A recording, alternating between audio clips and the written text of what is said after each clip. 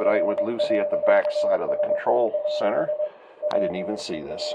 This is the comm room. And that is the code machine, not unlike the German Enigma. Radios, comms, decrypting. Probably had radar in here too. Gotta get warm, so they got a fan. Wow, that'd be crowded.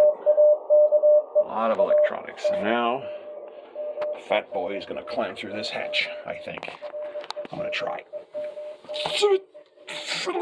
Freaking present. Okay, I got it. Now that is the kitchen. I guess that was a serving area up front. That's the whole kitchen. Wow. Fryers. Big, massive. And these guys were serving like 80 some odd people out of this little tiny kitchen. Wow.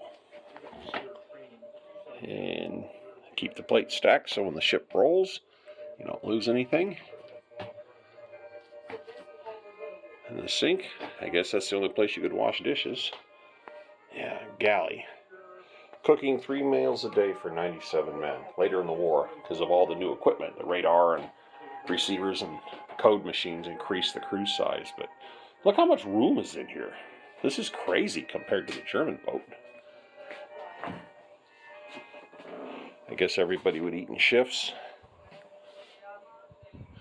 A library.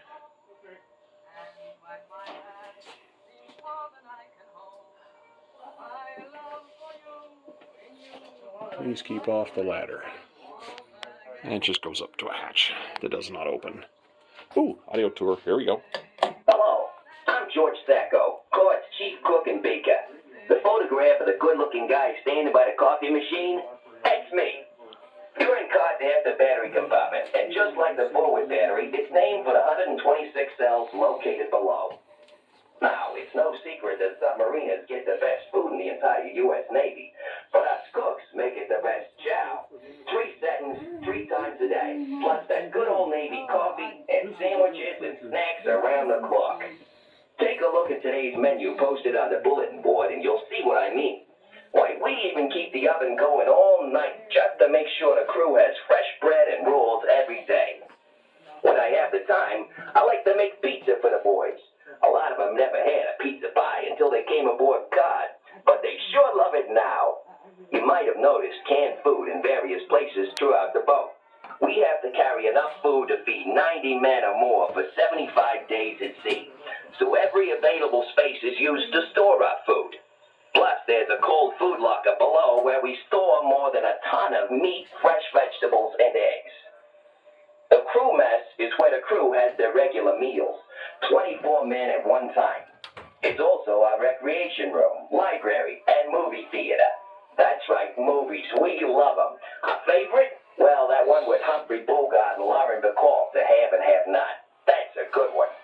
And 30 Seconds Over Tokyo is pretty exciting.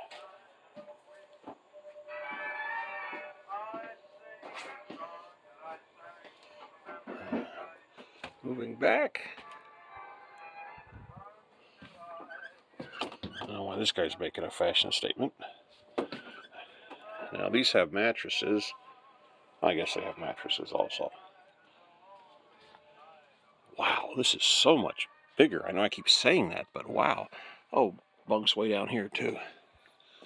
So it's 1, 2, 3, 4 wide. That's awesome.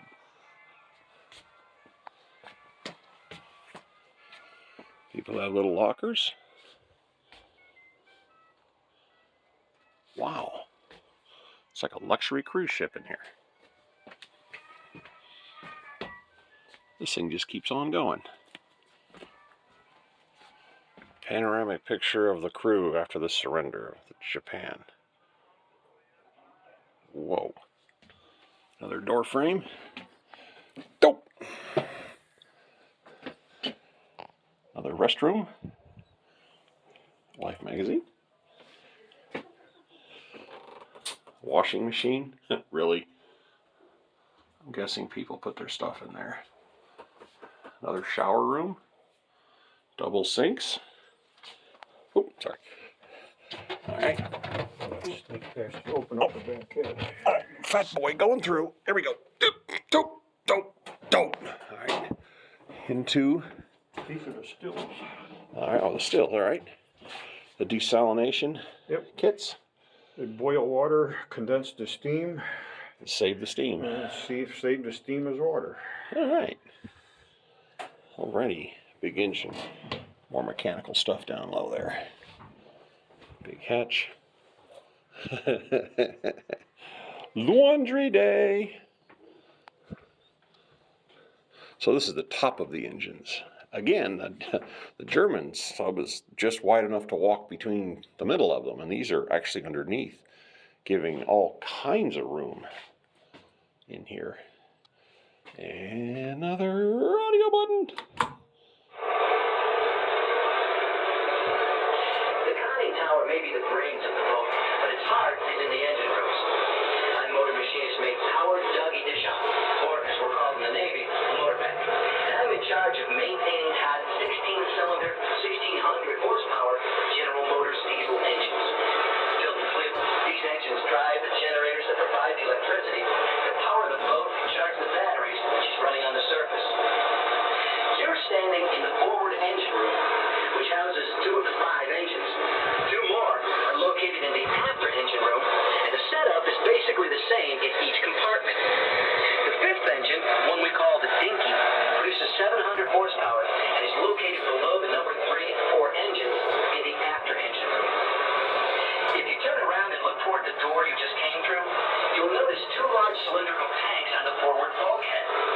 These are freshwater stills that convert seawater into very high-quality distilled water for the batteries, as well as drinking and showering water for the crew.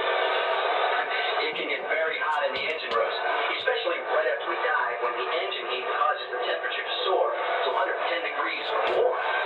When the boat is rigged for silent running, with no fans or air conditioning operating, the heat and humidity build up quickly, making conditions uncomfortable throughout the boat.